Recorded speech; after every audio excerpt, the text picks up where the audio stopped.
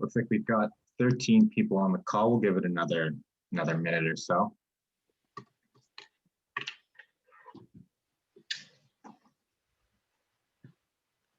Miku, is that Yosemite in your background there? That's from the top of Half Dome. Oh, okay, nice. I went there a few years ago, so I was looking for something that doesn't easily show whatever's in the background, and it seems to do the trick. Very good. Somebody said it looks like I'm falling backwards. Don't take too many steps back. It'll be good. Hey, Zach, how you been, man? Hi, Scott. How are you? Good to have you on the call today. Yeah, thanks for doing this. This is cool. Is Shannon related to Matt, by the way? Matt? I've met Matt, but no. One other meeting, we have this funny last name in common. Oh, okay. I was just curious if you were connected. I just talked to him a couple of days ago, and he's one of our biotech attorneys for a biotech startup. Curious if you guys were related. So. No, and it's my husband's name, and they're not related either, but pretty cool. There you go. All right, cool. All right. Well, I think it's 1:02, so let's go ahead and get started there. So thank you all for joining the call today. For those of you who don't know me, my name is Zach Dobbin, and I am the program manager of the Southern California Energy Innovation Network. It's my pleasure today to introduce Miku Mehta with Cleantech San Diego member Procopio. Miku is a lawyer based up in Silicon Valley and has extensive expertise in intellectual property and patent strategy. And Miku and the rest of the team at Procopio have kindly agreed to do a 3-part workshop series with us specifically on clean tech IP and patent strategy. So this is the first of our 3 workshops. And with that, I'd like to kick it over to Miku to start the presentation. So thank you so much, Miku, for joining us today. Thanks, Zach and Shannon and everybody at Cleantech San Diego and everybody for joining. I'm going to share the slides here so we can go ahead and get started. I'm a patent attorney, and I've been practicing for about 20 years in various areas.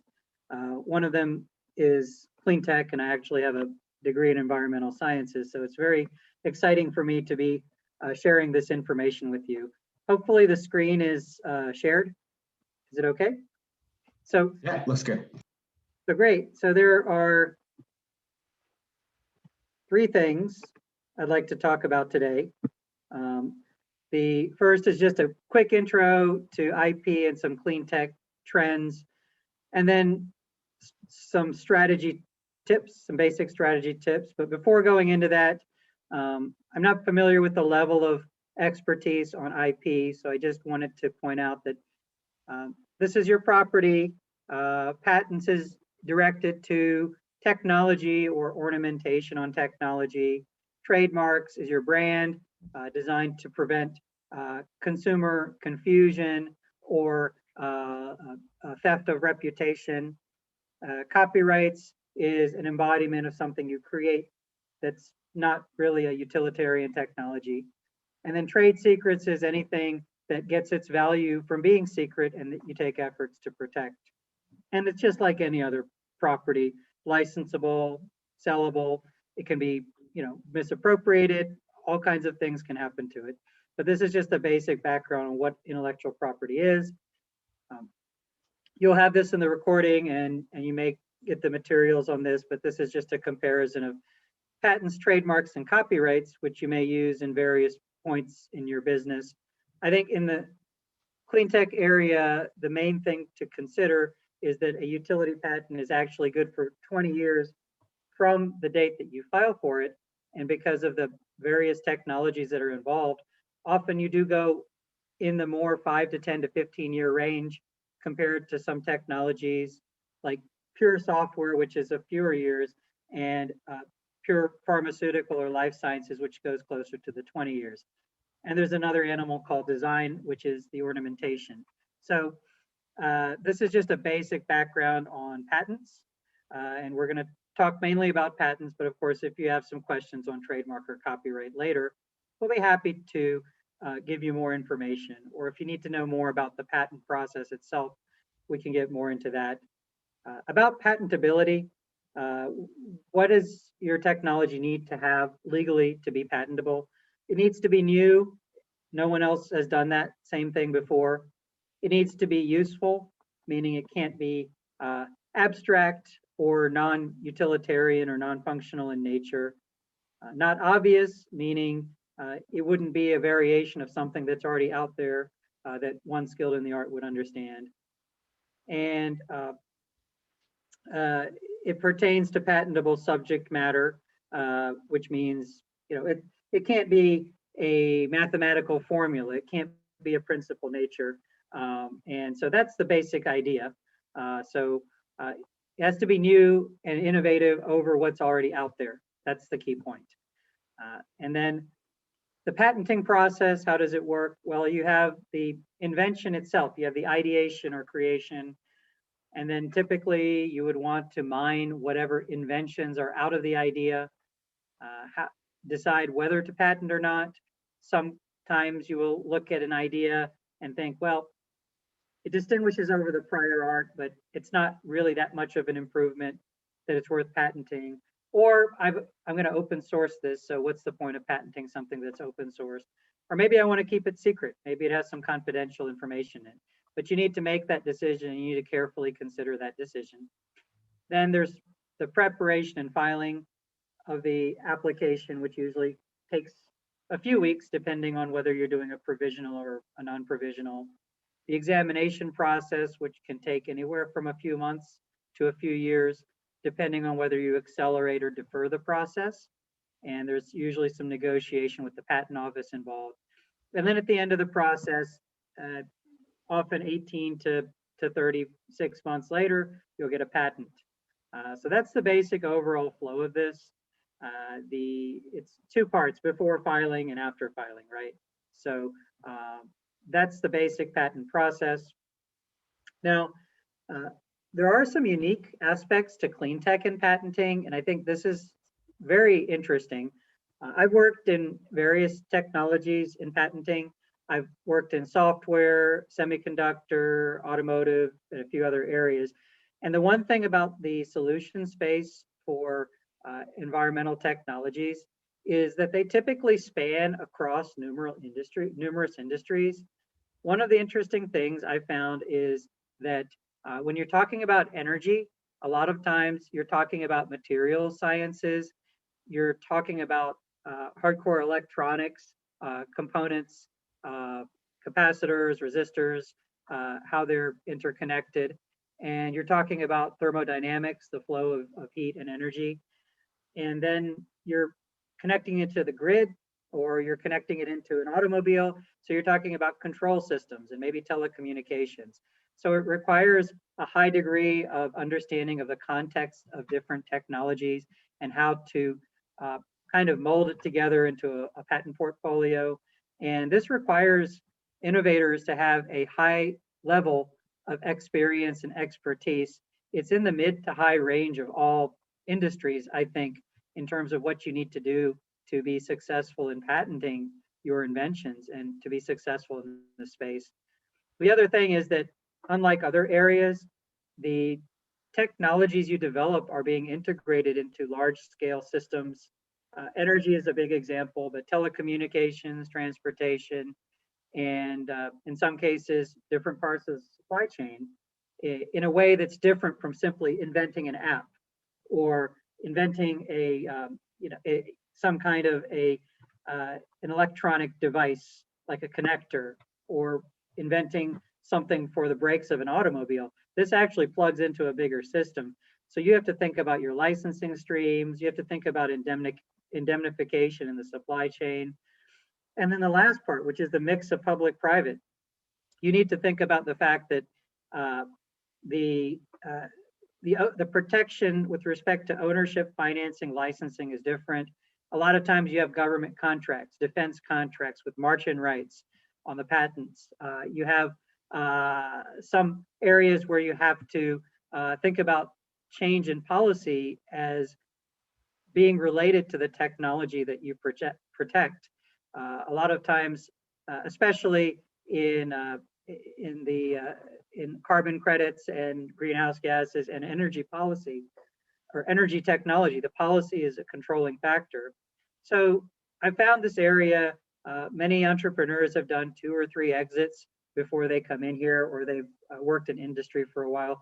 So I find it to be like, it requires a great deal of sophistication and understanding of policy, many different technologies that are very nuanced, and an ability to be context aware and integrate. And this carries over into patenting, because you can have several inventions, some of which are licensable or very visible, and others of which are hidden or easy to replicate, but having a low value for patenting. So there are a lot of things that we think about in this. We'll talk a little bit about it more in a couple minutes, but just some trends on patenting in the clean tech area. The patent office is divided into various technology sectors. This information comes from looking at those sectors that the patent office divides your technologies into, and the patents that have been issued.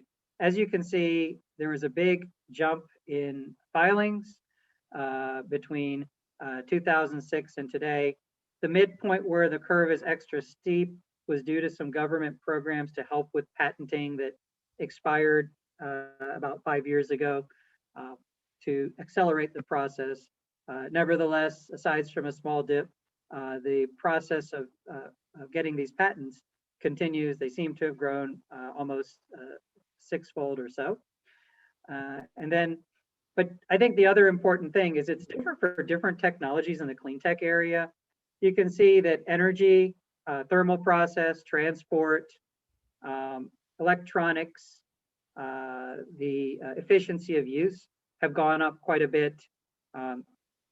Whereas some of the other areas like alternative energy, the numbers haven't gone up quite as much. In some cases, they've gone down. Solar has gone down, energy pumps and turbines.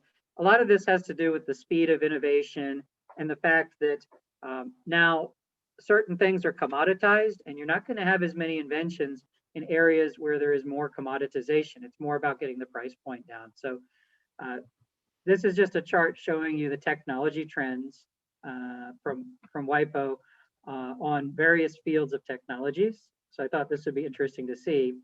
And then this chart just shows for those areas who are the big corporates who are filing.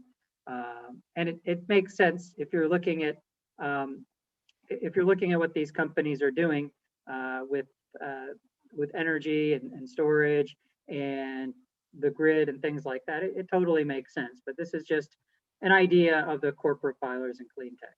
So just some context on it. So moving on to the strategy, I just have some questions that you want to think about when you're patenting. These are general questions that apply.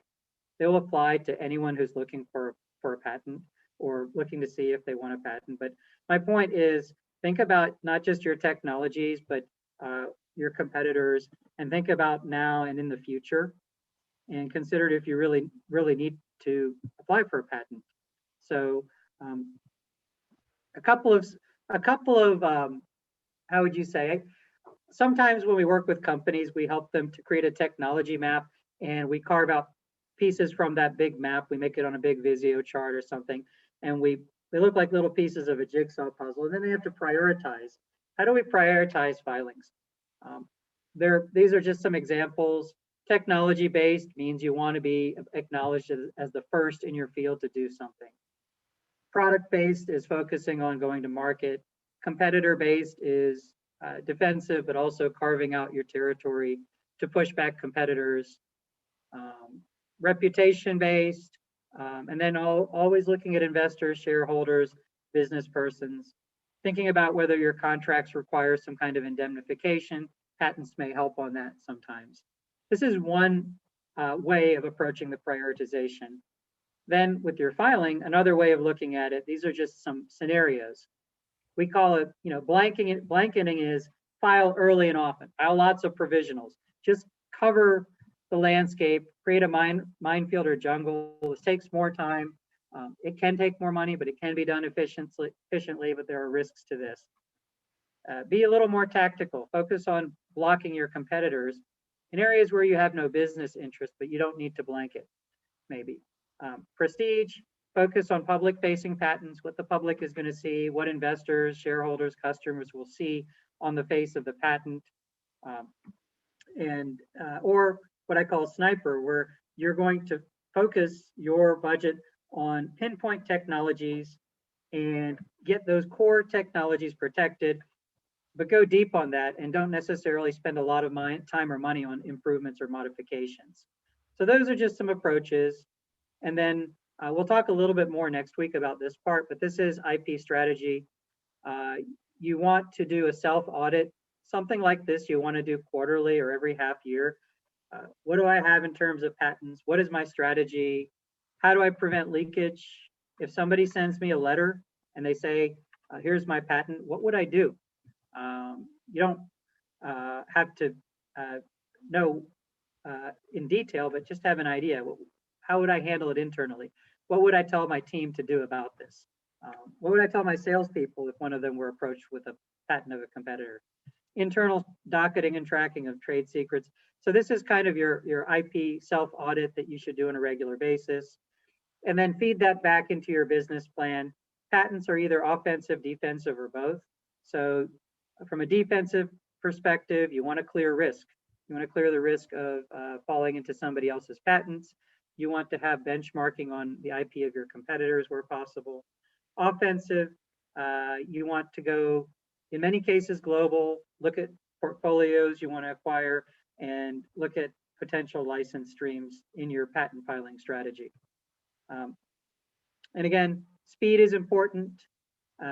Think about defensive opportunities. Provisionals are a low-cost approach. You have to consider prior art strategy. Do you want to be exposed to prior art or not? That's something that's it's a legal business common decision to discuss with your patent attorney. And then when you're working with companies, make sure you filed a patent application before, even if it's a provisional, before you get into public campaigns or detailed discussions with investors and customers, because the rule is first to file, and that's why you need to make sure you're protected. So next, I've highlighted some ways that we think about the invention mining piece, because the question we get, and we get it in your field, we have all these different technologies. How should we think about what we protect first? Do we want to protect a control system, or do we want to protect the materials? And these are just some maps. We draw maps like this when we get into filing strategy. So in the beginning, you have a pioneering technology, which has a broad scope of invention. You want to map where your product is, where your rival's product is, where the closest technology that you know about is, and make sure you get that early invention to cover as many use cases, go broad, go deep, put a lot of effort into getting that on file. Maybe make it a provisional if you don't want to spend that much money on writing claims, but get it on file so you have freedom of action to discuss as much as you want. Let's say you get into prototypes. Well, now maybe the industry has moved along. There's more rivals. Your product is expanding to cover your invention, your actual prototypes. But there's more publications, so there's more prior art. So your second round of patents is maybe covering the products that you know your rivals are developing and kind of forecasting what you think they're going to be doing with their product development, any market intelligence that you have, and really focusing more on your actual use cases as opposed to broadly protecting the engineering and the technology. As you get more into productization, you want to spend less time and money on this and use the momentum from your early patents. But as you get more products and they crawl outside of your first invention area, you may want to focus any add-ons on things that you're doing or that your rival is doing. Focus more energy where your rival is getting into your inventive space on making sure those patents are strong. And the balloon of prior art starts growing. There's more publications, there's more public announcements, there's more companies getting involved as more money gets into the space. And finally, you're in the mature product phase. You really want to make sure that you're focusing, at this point, your patent should be directed to the thing that's the hardest in the industry for everybody to solve. And that when you get a patent on that, it's going to put you light years ahead of them. And don't be spending money on little changes or little variations that really won't have a big effect. because by the time your product is in the mature stage, and because it takes time, year or 2 or 3 to get a patent, you don't want to get a patent after your product has cycled out or the technology has cycled out. So focus on the hard problems, NP hard or whatever you want to call it, and make sure that you've got that targeted approach here and you're focusing on the next generation of product, going back to mining approach 1. Global, we'll touch on this more next week, but you need to know, and in clean tech, you have overseas competitors, you have supply chain, you have indemnification. I see more clean tech being more international than, for example, say software. So you have a longer business cycle. Maybe your first round of products will be sold in the US, but then you're going to Europe and China. The market size is very big. They're driven more by policy than we are to do certain things, particularly in Europe. So any innovation you use here is going to have business value in Europe, especially on like the climate change, where they're especially in automotive emissions reduction and all of that. So also consider with initial capital investment, you want to make sure that you are able to operate and not have somebody not get the market of 300 million people in the US and then lose the market of a billion or 5 billion people or 4 billion in Asia. So you don't have to do it at the first stage, but you have to think about this when you do your quarterly audit or what have you. So just think about these issues. This is just some hot spots. You can see where filing is happening. US, China, Europe is pretty hot. Australia, just a chart. We'll go more into this next week. ROI, again, this is about where, and we'll talk more when we talk about what investors want, because we get a lot of questions. Are you protected around the world? Why would I invest in something that can be copied in 80% of the population of the world? So I think we'll do a little more on this next week, but just wanted to kind of set the foundation for that. And then this is just a conclusory portion, and then we're going to go into questions. But just ask yourself, I call this an IP awareness check. So what's my decision process for thinking about patents? How do I compare that? How do I decide if this is a secret or not? How am I considering my supply chain, investors, customers, product versus competitor? What is my protocol? What is my innovation workflow? How am I managing my budget with my counsel, internal or outside? How do I motivate inventors to invent and be part of the patent process? So these are just some ideas I'd like to give you in a fairly short time. And I'm going to now turn over to Zach to moderate any questions we might have. I don't have the chat here. I have the screen open, but Zach, I don't know if we have any. Yeah, of course. So first of all, let me say thanks so much, Miku. That was a great presentation. Interesting to see so many different. I wasn't aware there were so many different strategies you could use for kind of protecting your patents and just building up a strategy around it. So thank you. With that, we'll go to the chat. If you do have any questions, please just post your name in the chat or unmute and ask them. We'll answer Marcus's question first, and he asks, is there a patent class for clean tech? Patent class, I do patent workshops, patent drafting workshops, invention mining workshops, where we go into those a little bit more. And we'd be happy to do that. We'd be happy to do a deep dive on some particular aspect of patenting on demand or as part of our future program. I'm not sure if that's what Marcus was asking. Marcus, feel free to unmute if you'd like to elaborate. Oh, a patent class. Oh, art unit. Oh, it's spread out over the patent office. This is the whole issue with clean tech. Some of it is in materials. See, green is a term, but what you're really working on in technology, you're working on electronics. The patent office is set up into 9 or 10 big art units.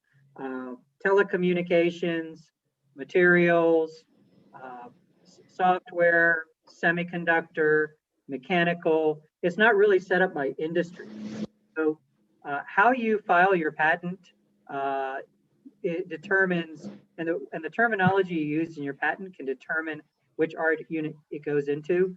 If you're in the controller or software space in Cleantech, it's probably important to avoid this art unit called 3600, which is where there are a lot of business process patents. And so when we draft applications, we actually have a tool, an art unit predictor or a class predictor that helps us to understand that. In the international classification system, WIPO has a list of the most relevant classifications, but this is done by algorithm at the patent office, and it's based on the terminology of the claims and abstract and title sometimes, and it will get sorted based on the underlying technology. I hope, thanks, Sinai. I think if that's the question, hopefully I was able to answer it. Yeah, thanks so much, Miku. And we have a question from Miguel. Will the PowerPoint be made available? And Miguel, if okay with Miku and Kevin, yes, I think we can make that available at the end of the 3 sessions. Sure. I'll be happy to send that. We'll probably be in PDF form, but yeah, I have no problem with that. Okay, and we have a couple more questions coming in here. So in order which we receive them, Andre, what does a regular IP check usually consist of at a high level?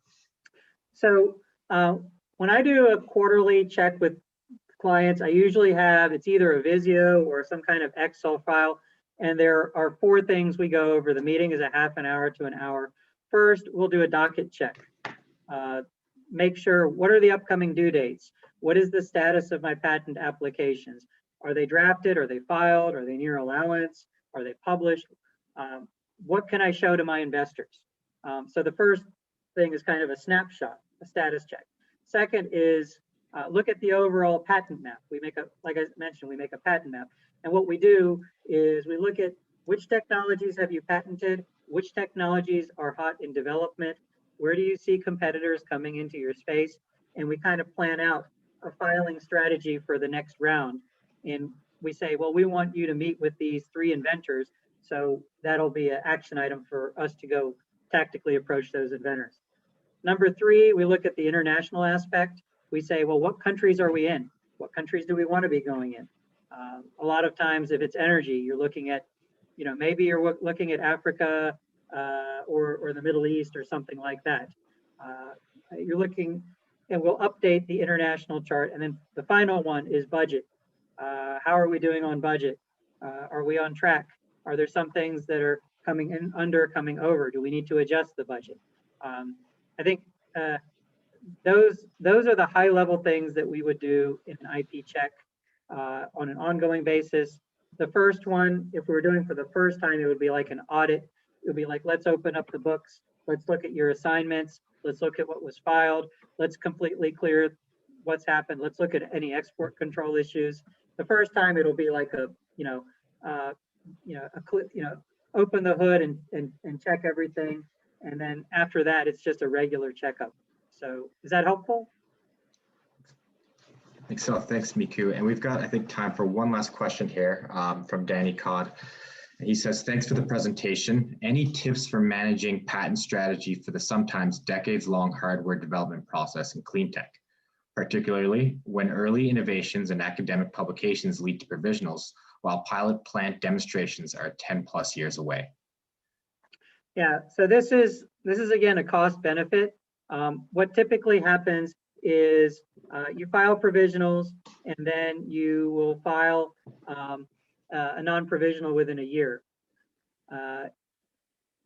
What I typically say is, as you're in that early stage for the hardware, make sure you have your provisional filing process, and then a provisional application or a patent application, you don't have to actually have reduced it to practice and innovated and developed a prototype. So when you write a patent application, don't just file your academic publication, but take some time to think about the actual use cases and how you would connect the academic publication to implementation. Understanding, yes, pilot plant demonstrations are 10 plus years away, but how would you foresee that? Get that in the disclosure, because it's useful to have, because like you say, even if it's 10 years away, you still have 10 years of patent life on a patent application that you file. So make sure you have enough in there to cover that. And then it becomes a cost benefit decision as to whether you pursue it to patent. Maybe pursue some deferral processes like file a PCT, which gets you out to 30 months.